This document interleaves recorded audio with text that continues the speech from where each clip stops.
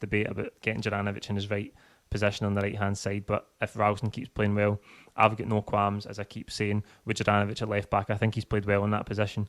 It's where he's played the majority of his football for Celtic so far, and I think he's really shown his quality last month, particularly in that position, the away game against Ferencváros. I thought he really stood out. I thought he was great in that game. His recovery pace is a real attribute for us.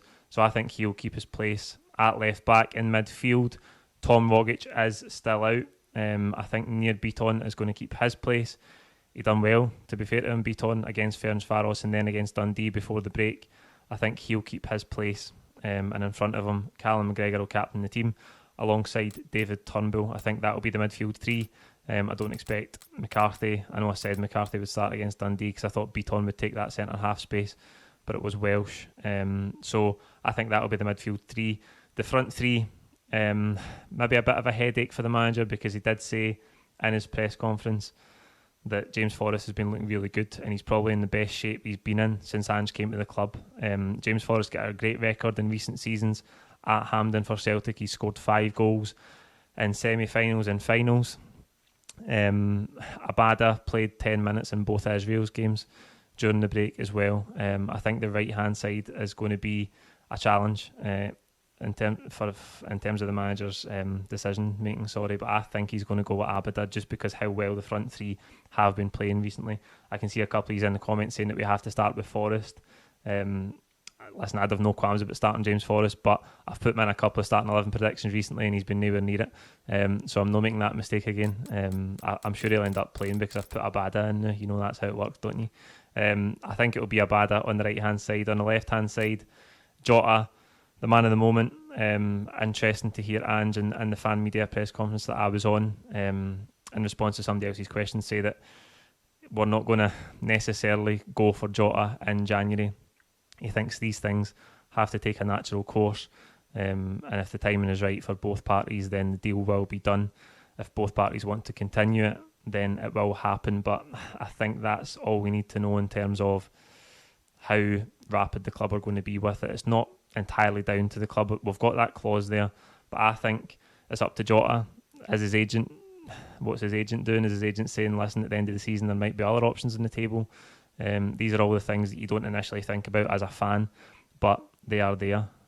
So if he can just keep playing well, that's all that really matters for us. We can sort it at the end of the season if that's when we have to sort it.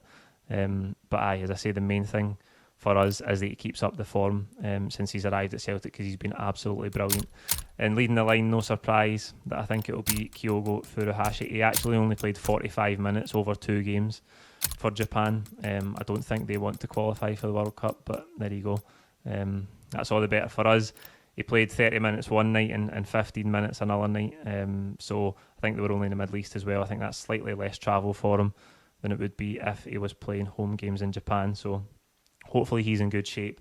He's a massive player for us. And the big thing for me, looking at that front three and the team just now, is that I've got an excitement about going to watch Celtic every game. I can't wait for the next game. I'm sure most of you share that as well. And that highlights the job that the manager's doing and how well the team are playing at the minute. This is a big opportunity for us to get to a final. It would be a good marker, a good bit of progress for the manager, for this team. This team has to make its own history and leave its own legacy. The manager's talked about that and been asked about it a lot this week. So it's a massive opportunity for us tomorrow. We've got to go and perform at a high level. We can't underestimate St Johnstone. They were excellent in the Cups last year, and they gave us a really tough game a few weeks ago. So we can't underestimate it. But I think if we play to the level we've been playing at recently, particularly last month where we were excellent over the piece, I think we should find a way to get to the final. I'm really looking forward to the game tomorrow. I'm sure you are as well. Like this video, comment with your own thoughts below.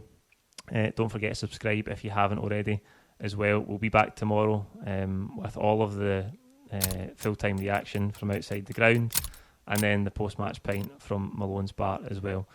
So that's it. Enjoy the game tomorrow. We'll see you then. Cheers.